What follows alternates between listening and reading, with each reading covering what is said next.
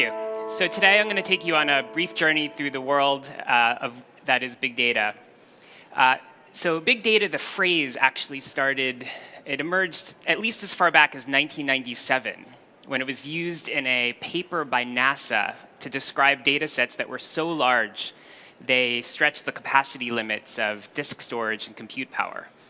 And since then, there's been an explosion in the quantity of data and the variety of it. There are over 2.5 billion terabytes of data in the digital universe today. And in just a few years, by 2020, analysts are predicting that we're going to be generating over 10 times that amount every year. But there's also been a tremendous amount of improvement in the technology we have available to harness and store and process and analyze all of this data. For just $600, you can buy a disk drive that can store all of the world's music. And thanks to some early innovations by companies like Google and Yahoo and others in the early 2000s, we have technologies like Apache Hadoop and some other related open source projects that harness thousands of servers, relatively inexpensive, low-end servers networked together, each with their own attached storage that can process vast amounts of data at the same time and simultaneously. So this is all very exciting.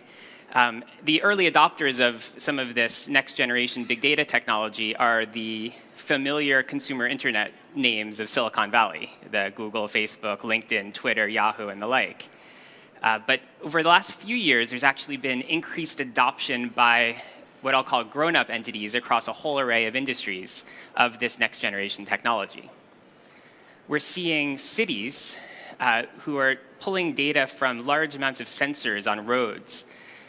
They're pulling the data into centralized repositories and doing advanced analytics on it to predict traffic patterns multiple hours ahead of time, and then dynamically alter the traffic light patterns or the toll prices on bridges to prevent the traffic bottlenecks and the traffic jams from ever happening in the first place. We're seeing financial services companies aggregate large amounts of data to find the next great investment opportunity or to reduce the fraud that they have in their systems. We're seeing one of the largest retailers in the world that generates over 1 million customer transactions every hour is aggregating all of this data into big repositories and doing advanced analytics on it to, for example, dynamically alter the price of milk so that they can sell more bread because the bread is located across the aisle from the milk, and they know the foot traffic patterns in their store and how they behave.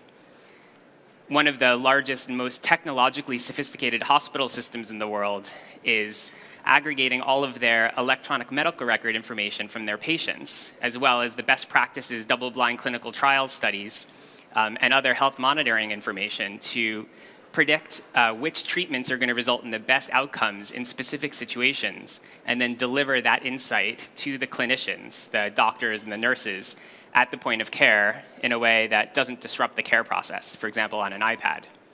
And pharmaceutical companies are using it to discover the next life-saving drugs.